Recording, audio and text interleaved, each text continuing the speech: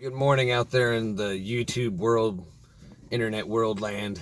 Not driving down the road this time, but I wanted to share a quick little word on worship, especially with Easter coming up and just what all this means. There's always a lot of debates and whatnot, and I won't get into the scriptural references and whatnot. I just wanted to make a quick statement about what really is worship. When the scriptures talk about the great commandment is really to worship the Lord your God with all your mind, all your heart, all your strength, pretty much all of your being, right? All the different components. Well, think about this for a minute. What does it mean to worship God with all of your strength? Just that alone right there.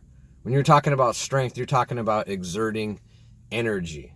You're talking about when you're at work and you are putting forth, some form of energy or some form of activity, you're supposed to do it unto the Lord. And so I think this is a key point that a lot of people miss about worship, especially in the Christian world. In the Christian world, worship is seen more as you're singing songs to God. You're dancing, you're doing those types of activities, and that's what they see as worship. Really, worship is any type of activity or energy that you are putting forth into something. It could be devoted towards, one thing, which is, you could be putting towards money, the worship of money. If you're doing it solely for that purpose, your energy is going towards that. So any activity you're doing or anything you're putting your energy into, that's why it says you can worship the Lord your God with your mind. When you're devoting your mind towards something, you are giving it energy. You are putting forth your energy into it. You're depositing it. So I want you to think about this for a minute now. If that's what really worship really is, and that's why God says, in everything you do, with all your mind, with all your strength, with all your heart, with all your spirit, worship me.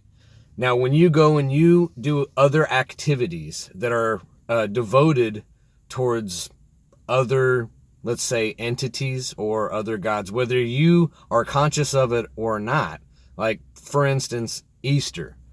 When you go out and you have your kids participate in an activity where they're gathering eggs, you could, I'm not going to get all into the rabbit trail of that, but that activity is pagan in origin, and it's very obvious. And if you can't understand that, I don't really know what to tell you, but you can do your own little research on it or not. There's lots of YouTube videos out there that explore all these ideas, the historical references, and whatnot. The same could be said, with all the other American holidays like Christmas, by putting up a tree, by all these different things. So whether people always come back to this, well, I'm doing it unto God, I'm doing it to this, I'm doing it to that.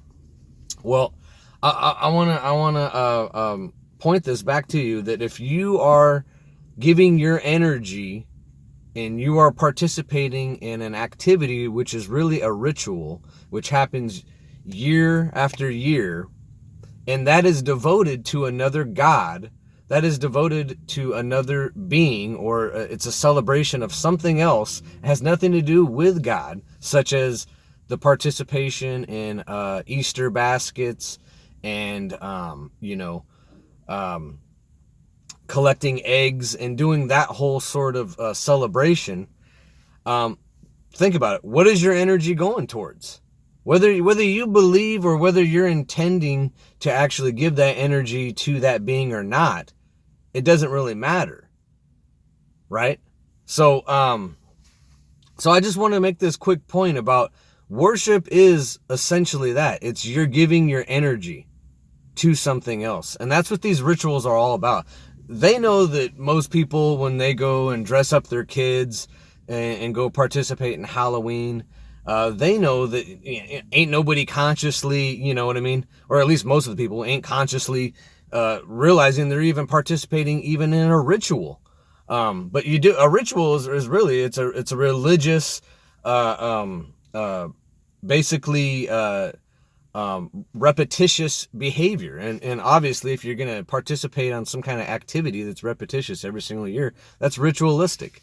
So regardless if you're aware of these things or not, or your intentions are towards this or towards that, it does not really matter. It's what your energy is going towards.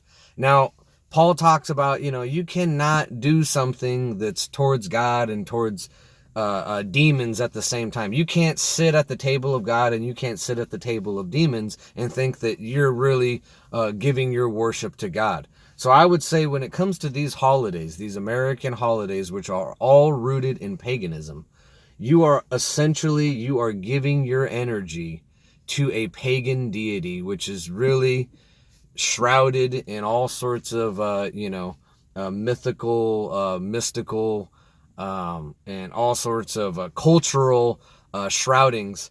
You're essentially offering your energy to those beings. And instead, and I don't believe this for one instance of, I've heard, this is another argument I've heard about with people saying, well, when I celebrate this, I do it unto the Lord. When I go out and my kids celebrate Easter and they collect eggs, or we do Halloween, we're doing it unto the Lord.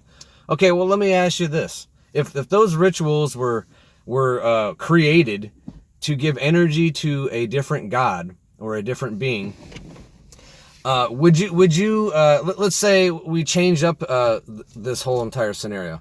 Let's say they wanted you to do a mock sacrifice to Satan.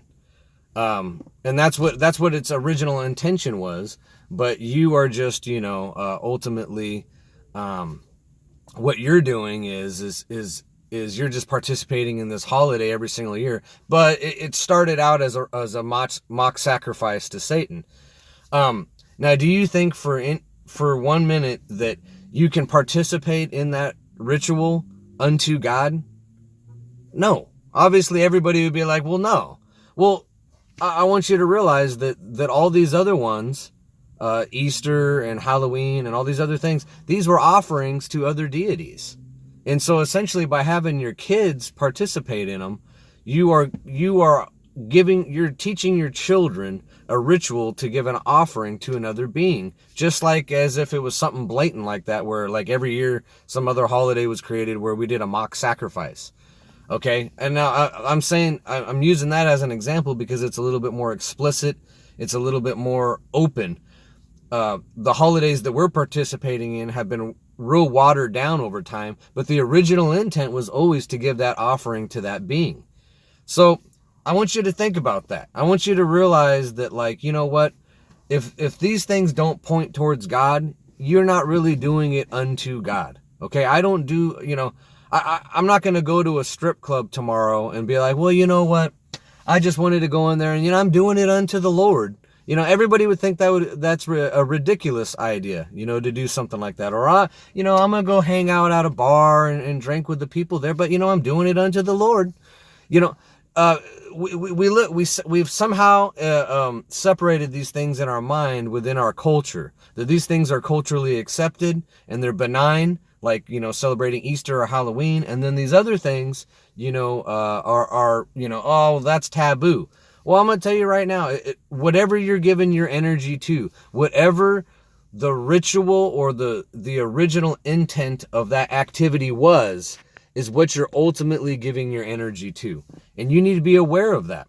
A lot of what the enemy tries to do through deceiving people is that he's getting you to participate in events and activities and rituals and giving your energy to all sorts of different things that you don't fully understand why you're giving it to. That's called deception.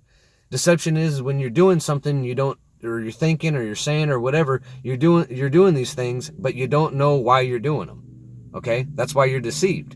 So if you're just participating in this ritual because, everybody else is doing it, you might want to think twice about it, because you're giving your energy to it. You're giving your strength. You're giving your worship of your mind, your body, your spirit. So I'm not trying to condemn people for this. This is something that, people are going to have to come to a conviction within their own heart about.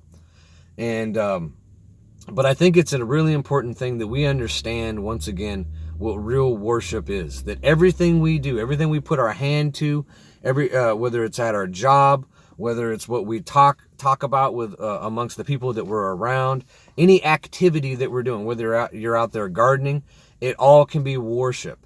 So that definitely means that if you're participating in some ancient ritual that is now called an American holiday, that is considered worship as well.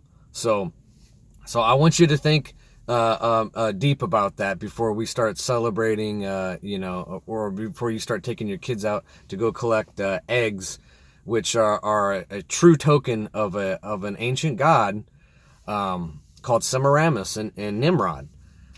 It's very obvious when you look into these things that's what these holidays originally started out. Same with Christmas. So anyways,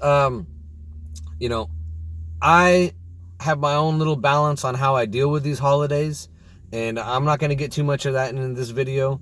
But ultimately, I don't want to be giving my worship unto any other god other than Jesus Christ, and that's my stance as a Christian. So my recommendation to all other Christians is look at these things from a different perspective. I hear a lot of the arguments are all about, we